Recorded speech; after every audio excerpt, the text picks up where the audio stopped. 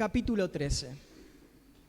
La semana pasada mi hermano Reggie ya estuvo comenzando, ¿no es cierto? Y por tema de tiempo, porque es muy largo, hicimos un corte a la mitad para poder seguir profundizando en esta mitad. Y bueno, y el tema que nos introducimos lleva todo un mismo hilo y es acerca de las parábolas. Y vamos a seguir hablando de las parábolas.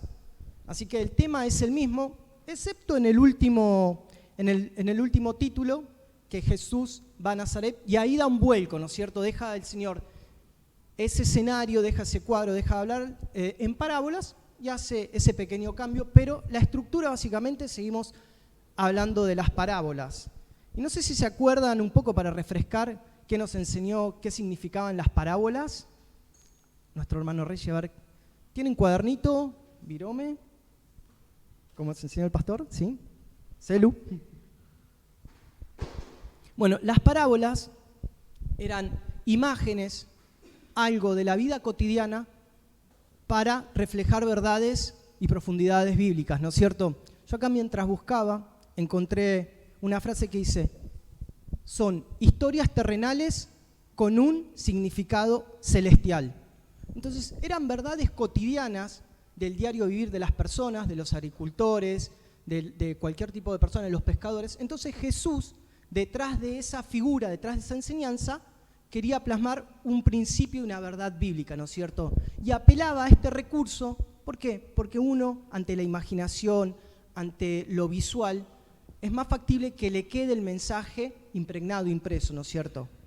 Otra cosa importante que destaqué, que anoté que dijo mi hermano Reggie, ¿no es cierto?, es que las parábolas son para un tiempo y un cumplimiento desde la muerte de Jesús y hasta la espera de su venida.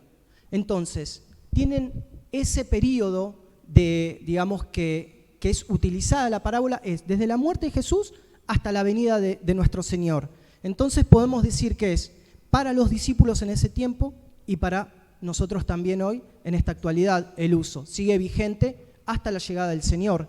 Y lo vimos como en la parábola de las cizañas, ¿no es cierto?, que lo enseñó muy bien Reggie, lo expresó, y acá después lo enseña también el Señor. No solo que la da, sino que la expresa. Otra cosa que puedo ver en las parábolas también no son alegorías. Es decir, las parábolas contienen principios bíblicos, pero la alegoría lo que tiene que ser es ser estudiada, ser profundizada, y cada punto de la alegoría tiene un significado. Pero la parábola no, la parábola es para ser escuchada e entendida. Es por un relato que es expresivo, ¿no es cierto? Bien, entonces, hemos dejado al final de la última parábola, que fue, ¿se acuerdan?, de la semilla de mostaza.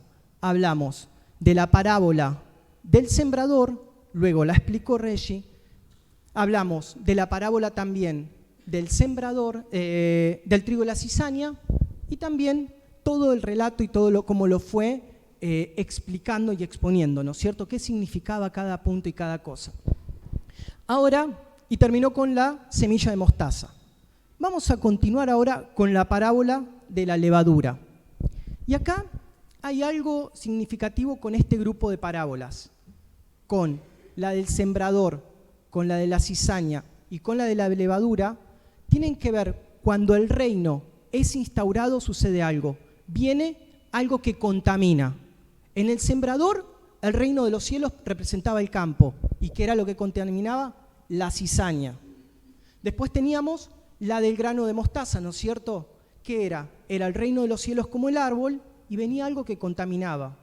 Y ahí es algo nuevo que cada vez aprendemos, algo nuevo de las Escrituras. No sabía esto que nos explicó, que el ave era como un mensajero de algo negativo.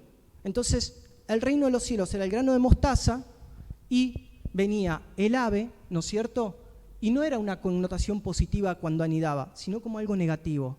Entonces, habla de una contaminación sobre algo, sobre el reino de los cielos. Y ahora, siguiendo sobre ese mismo hilo con las parábolas, vamos a ver la contaminación que quiere decir la levadura, ¿no es cierto?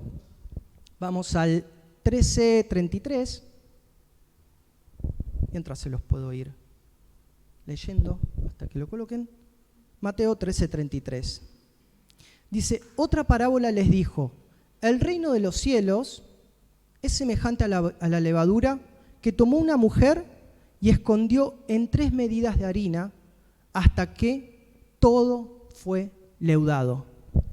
La levadura, justamente hoy hablábamos a la mañana, tiene que ver con el significado de doctrina, ¿no es cierto? La levadura es doctrina. Y acá, en este hilo que viene hablando el Señor de que contamina, está hablando de una doctrina que contamina. Entonces, esta levadura está diciendo que contamina. Acá, ¿por qué dice 3 medidas?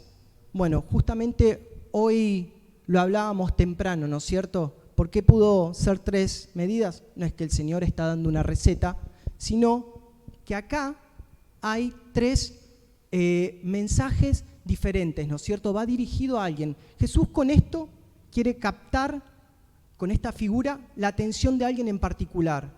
Y son el aparato religioso, son los fariseos, los saduceos, toda esa, podemos decirlo, esa casta, todo ese grupo religioso o esas sectas. Entonces acá se detienen a escucharlo al Señor.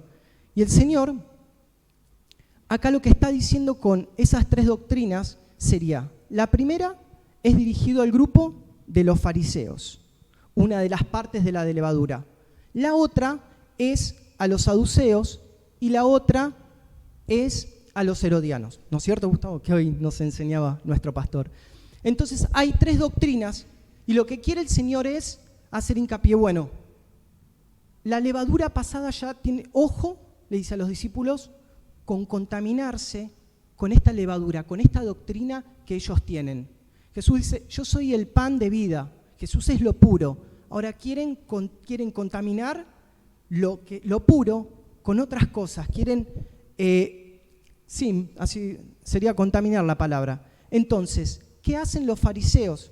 La doctrina de los fariseos es la hipocresía, ser legalistas, los mandamientos a rajatabla. Entonces, la doctrina del fariseo era el legalismo, era la religiosidad, era la hipocresía. Entonces Jesús quiere marcar eso. Después, dijimos, otra doctrina, otra parte de la levadura sería, otra parte de la masa que tomó la mujer, otra levadura sería manifestándose y dirigiéndose a los saduceos.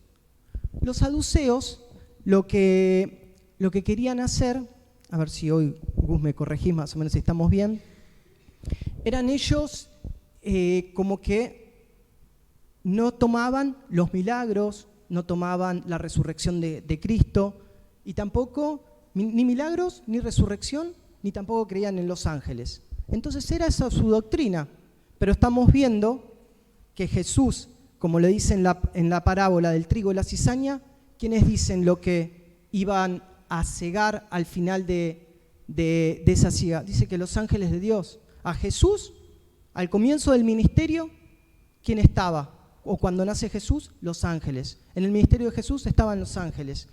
En todo tiempo podemos ver de la vida del Señor que realmente estaban esos ángeles. Entonces, la resurrección, ¿cómo podemos derribar ese argumento que decían los saduceos? No creemos en la resurrección.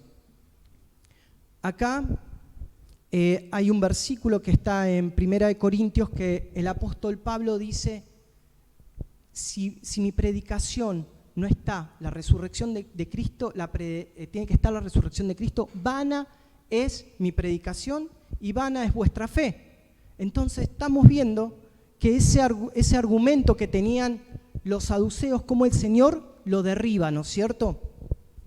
Y después, la otra masa tenía que ver con los herodianos. Discípulos, tengan cuidado de esta casta, de este aparato religioso, de estos con los herodianos, porque el fundamento de ellos y la doctrina era el poder. Ellos tenían una especie de alianza también, o se llevaban muy bien con el imperio romano y con todo lo que tenía que ver con el imperio. Entonces Jesús le dice, ojo con los herodianos, ojo porque lo que buscan es el poder. ¿Se acuerdan el templo de Herodes? Que también iban los discípulos con con el Señor y le dice, uy, este templo, no, yo esto lo derribo y vuelvo a construir algo nuevo en 3 días acerca del Espíritu. Entonces, ahí estás nuevamente derribando el Señor todo argumento que estaba mal. Entonces tengan cuidado de apoyarse en la doctrina de los fariseos, de los saduceos y de los herodianos. Tengan cuidado de que no contamine lo puro, lo que es realmente mío, que yo soy la Pascua, yo soy el pan verdadero, que no entre esa falsa doctrina, que no entre y guárdense, porque un pequeño trozo de levadura puede contaminar todo. Entonces, este cuidado creo que es también no solo para ese tiempo de los discípulos, sino que es un mensaje que puede ser totalmente actual, que nos cuidemos del fariseísmo en estos tiempos, de la religiosidad, de la hipocresía, que nos cuidemos de que no entre también este tipo de levadura con los herodianos, de ver poder, ver lo espectacular, ver un templo súper hermoso, que no entre todo lo que tiene que ver con, hacían alianzas políticas también los herodianos, que no entre también lo de los saduceos, que no creían en el mover del Espíritu Santo, no creían en los ángeles, en la resurrección, y no creían tampoco, dijimos, los ángeles, resurrección, y un punto más que les había dicho, y los milagros. Entonces, venimos estudiando y viendo que Jesús hacía milagros, entonces, que no entre esto de el gobierno tampoco del Espíritu Santo, como en los saduceos, era totalmente político, legalista, entonces, que no entre todo eso a la verdadera masa, a lo que es, al pan puro que es el Señor. Cuídense, le dice a los apóstoles, cuídense de estos 3 tipos de levadura, ¿no es cierto?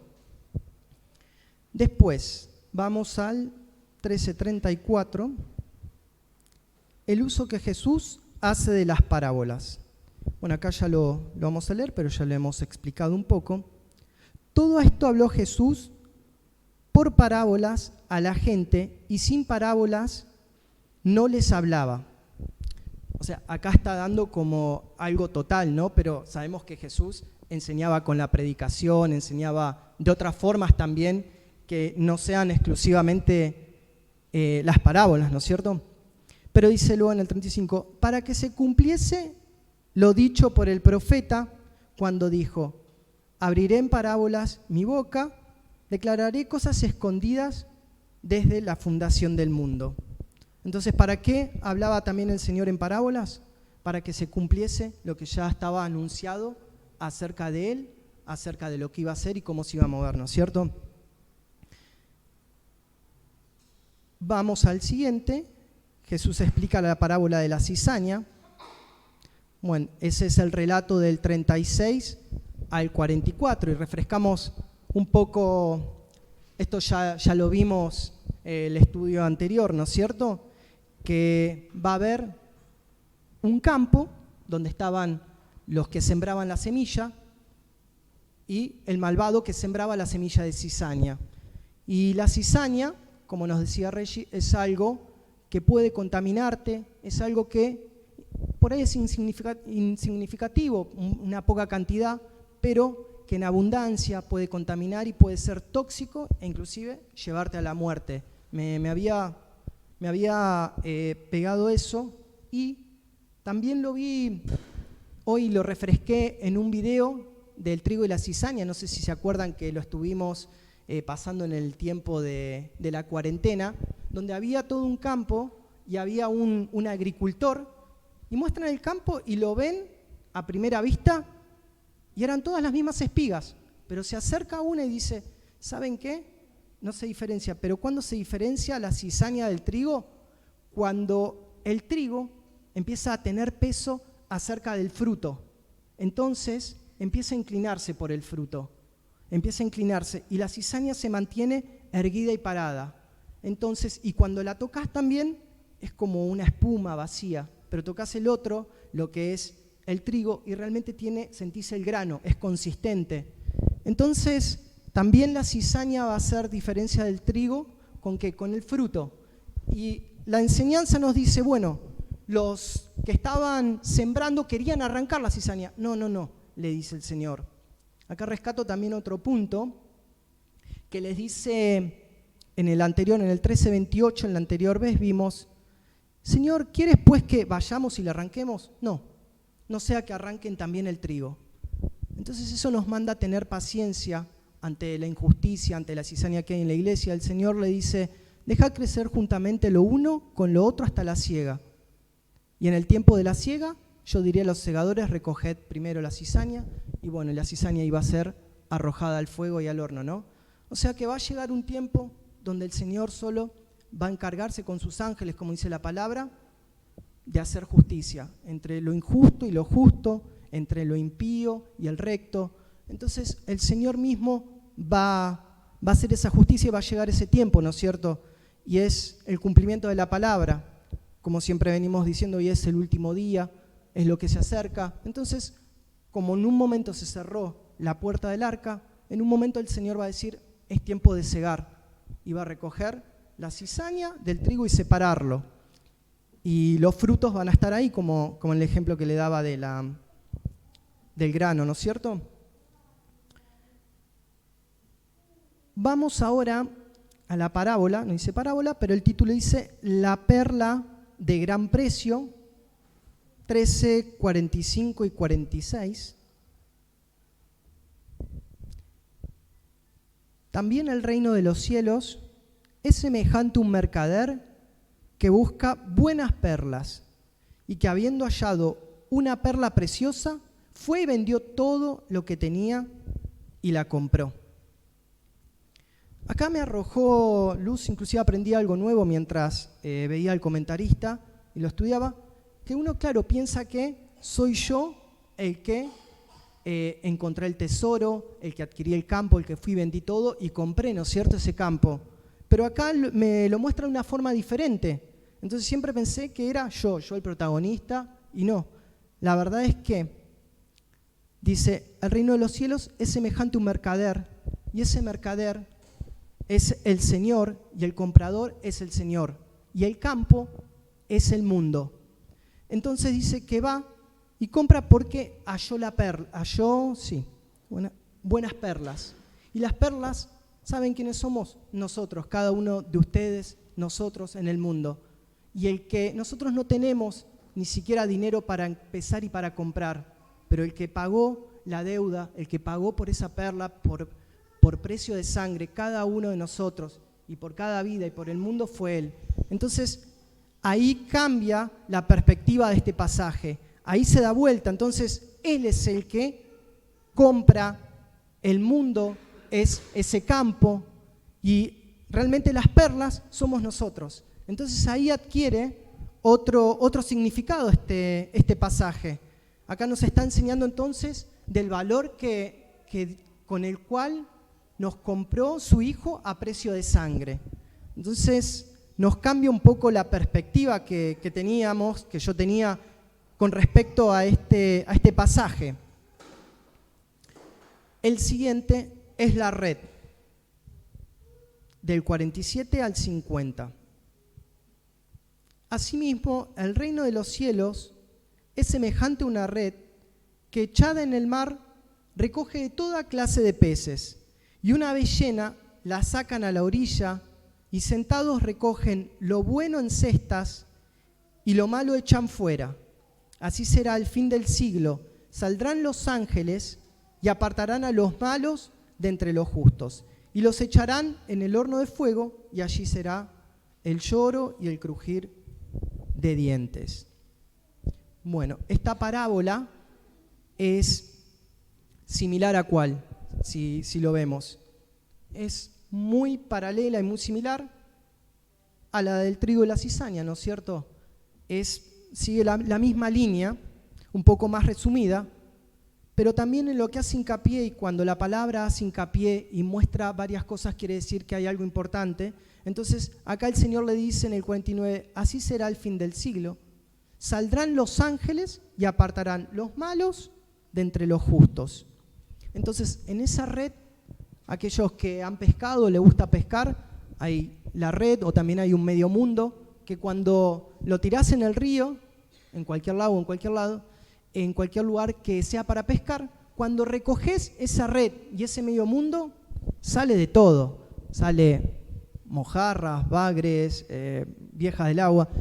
Pero uno quiero tener una pesca buena, y empezás a seleccionar. Eso no distingue. O sea, eso pesca y trae. Bueno, esto es similar, ¿no es cierto? Va a haber un tiempo que haya una red y va a entrar todo. Pero después, ¿qué dice la palabra? Que van a estar los ángeles y van a decir, bueno, por acá lo bueno, lo que realmente es lo justo, y separando de acá lo malo. Esa clase de peces que son infructuosos, que no sirven. Entonces acá vuelve a hacer hincapié el Señor en esto. Van a venir los ángeles con el Señor y van a sacar todo de la red. Lo mismo que los segadores, ¿no es cierto? Dejen y esperen, como paciencia. No tomemos justicia propia por las cosas, ya sea en lo personal, en la iglesia, en cualquier caso. El Señor, o en el mundo, el Señor se va a encargar solo de desechar lo bueno y quitar lo malo. Va a hacer distinción de una cosa y otra, tarde o temprano. 51 y 52, tesoros nuevos y tesoros viejos. Jesús les dijo, ¿habéis entendido todas estas cosas? Y ellos respondieron, sí, Señor. Él les dijo, por eso todo escriba docto en el reino de los cielos es semejante a un padre de familia que saca de su tesoro cosas nuevas y cosas viejas. Acá el Señor está instruyendo a los que son sus discípulos, está instruyendo a los que luego van a ser el fundamento de la iglesia, a quien ahora están aprendiendo, ellos van a ser luego quienes enseñen, quienes den la palabra, quienes pastoreen, quienes ministren. Entonces el Señor acá se está encargando de formarlos. Entonces dicen, bueno, adquieran todo a mí, todo les sirve en este momento, lo que adquirieron, tanto del nuevo pacto como en el nuevo pacto que soy yo. Ahora, el tiempo cambió, era un tiempo de la ley y ahora es un tiempo de gracia, pero todo eso que adquirieron, toda esa información, está lo viejo y lo nuevo, y en su momento todo eso va a ser para enseñar, va a ser para que tengan toda la palabra necesaria, de principio a fin, todas las escrituras, para que puedan después derramarla, enseñarla, ¿no es cierto? Para que puedan ser fieles en poder pastorear, en poder administrar, en poder enseñar. Entonces, tomen todo y ya en el tiempo necesario, como un padre de familia, en el tiempo necesario van a estar ministrando, van a estar enseñando, porque esto les va a tocar después a ustedes hacerlo. Es como que prepara a los discípulos. Y el último relato, por eso acá ya se acaban lo que es las parábolas, y ahora comienza con un giro el Señor, ¿no es cierto? Ahora del 53 al 58 dice que terminó de enseñar las parábolas. Ahora cambia un poco el escenario. Vimos que estaba en una barca, estaba en un lugar donde estaba con los pescadores, con el vulgo, con personas. Entonces, ahí veo que en la barca el Señor no tenía ningún problema para enseñar, para ministrar, y lo escuchaban, lo seguían, aprendían. Ahora va realmente a un lugar que es realmente para la enseñanza, una sinagoga, un lugar donde lo deberían escuchar, donde deberían preguntarle, donde deberían estar atentos a lo que él enseña, pero siempre en las sinagogas mayormente no fue un lugar donde Jesús se sintiese cómodo, se sentía cómodo en el monte, en la barca, en otros lugares era donde él formaba un escenario para poder enseñar. En la sinagoga o lo expulsaban o lo querían apedrear, lo querían despeñar y un montón de cosas. Bueno, y acá vamos a ver algo similar, un cuadro en la sinagoga. Acá cambia el escenario, ya no está más en la barca, sino enseñando con su pueblo, con sus pares. Y aconteció, cuando terminó Jesús estas parábolas, se fue de allí, de la barca, ¿no es cierto? Y venido a su tierra les enseñaba en la sinagoga de ellos, de tal manera que se maravillaban y decían, ¿de dónde tiene esta sabiduría y estos milagros? Ahí estamos viendo cómo pregunta la gente, ¿de dónde tiene una forma como despectiva, una forma como desinteresada? Se dirigen a él al maestro, al Señor, se dirigen ante una autoridad espiritual de una forma muy despectiva, ninguneando, ¿no es cierto? Entonces acá está la importancia también de tener en estima, de respetar a nuestros líderes. Y Jesús era uno más. Hemos leído alguna vez y sabemos, dice, no había hermosura en él para que le deseemos. Entonces decían, pero ¿cómo? El carpintero, el que vemos a diario ahora enseñándonos, haciendo milagros. ¿No es el 55, no es de nuevo, como despreciando otra vez, el hijo del carpintero? ¿No se llama su madre María y sus hermanos Jacobo, José, Simón y Judas?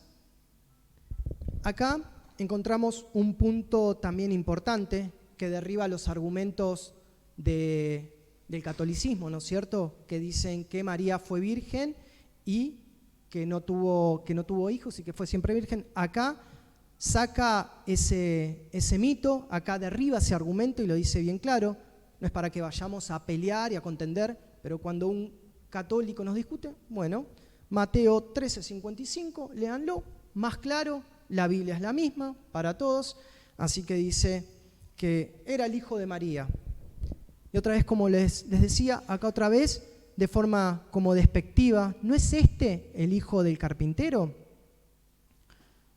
¿No se llama su madre María y sus hermanos Jacobo, José, Simón y Judas? ¿No están, 56, no están todas sus hermanas con nosotros? ¿De dónde pues tiene, como le dice la gente, todas estas cosas? De nuevo, otra vez, despreciando al Señor. Y se escandalizaban por él, pero Jesús les dijo, no hay profeta sin honra, sino en su propia tierra y en su casa.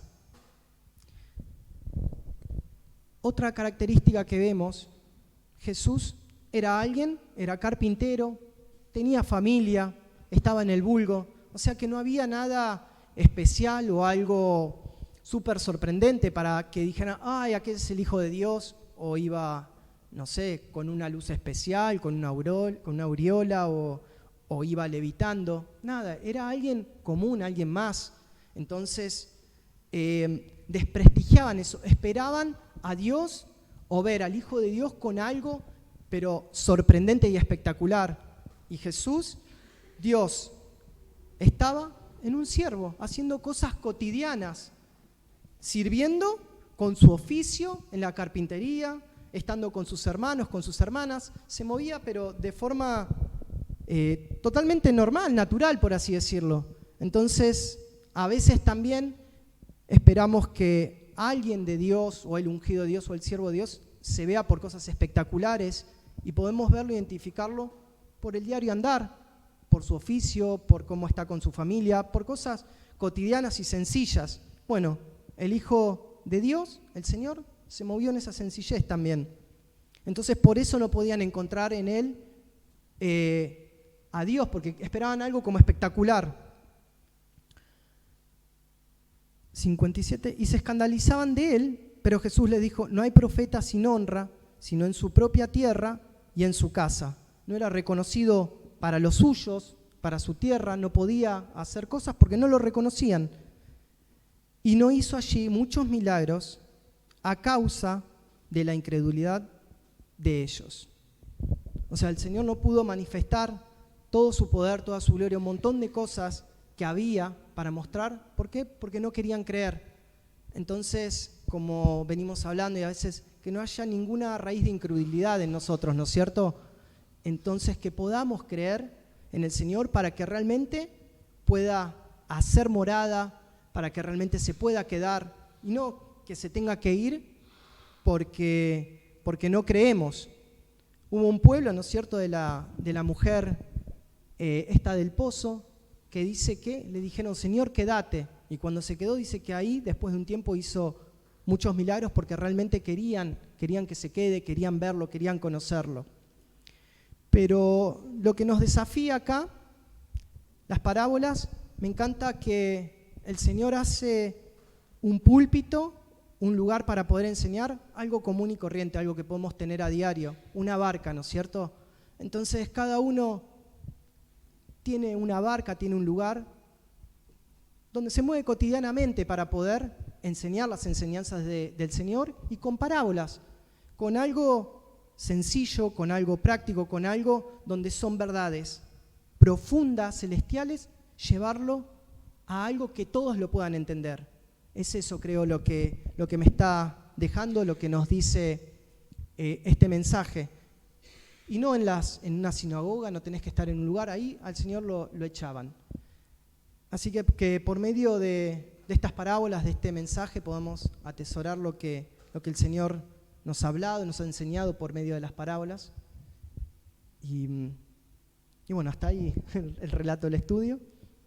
Y vamos a orar para que el Señor trabaje. Señor Dios, te damos gracias, Padre. Gracias por las enseñanzas que nos has dejado a través de tu Hijo. Gracias, Señor, porque a través de cosas sencillas, Señor, tu Hijo podía tener toda la doctrina, podía tener, Señor, toda la preparación, pero nos deja las enseñanzas con algo tan práctico, tan sencillo, que hasta los niños pueden entender, Señor. Gracias, Señor, porque en esa sencillez, en eso podemos encontrar verdades profundas. Y te pedimos, Señor, que nos sigas hablando. Te pedimos, Señor, que también el pan verdadero, el pan que es Cristo, Señor, no sea contaminado, Padre, con ninguna levadura, Señor, con ninguna doctrina que no te pertenece, ni con religiosidad, fariseísmo, ni con el poder, ni con otras cosas, Señor, que quieren empañar la presencia de tu Espíritu. Te damos gracias, Señor, en el nombre de Jesús. Amén.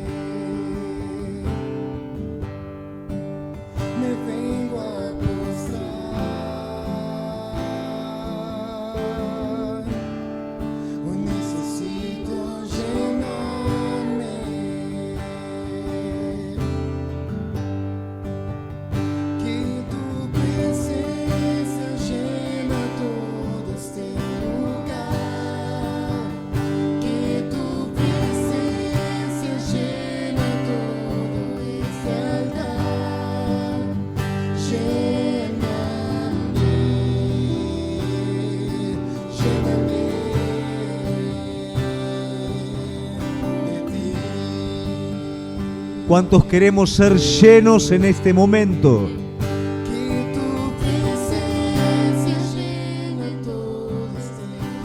Yo quiero más de Él.